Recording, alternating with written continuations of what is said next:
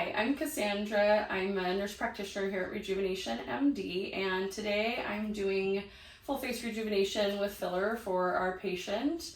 I've already done part of it. So with a man, their faces are wider laterally than a woman's.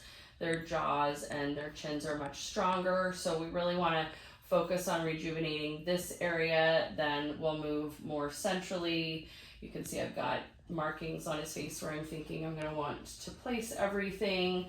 But you can kind of see already that this lateral edge of the right side of his face is starting to look just more rejuvenated. And then we'll finish with a little bit of lip to rejuvenate the lips. And I'm using a mostly cannula technique today, but not exclusively. And yeah, that's what we're doing.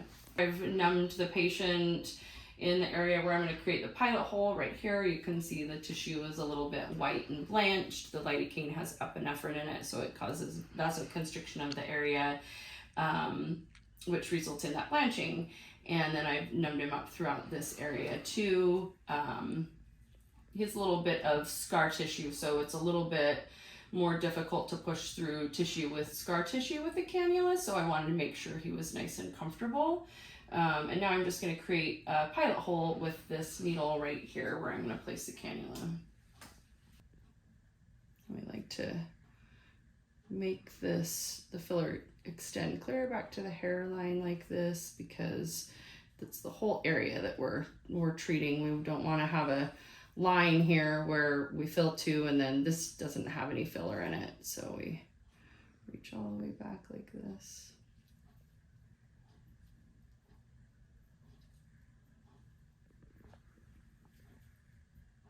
So cannula is typically a fairly comfortable way to receive filler. You can see it's pretty comfortable.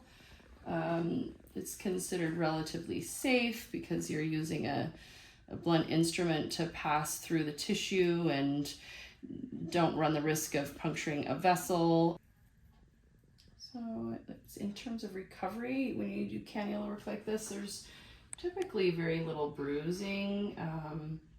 So usually that's pretty minimal for patients. You know, you can be uncomfortable for a couple days.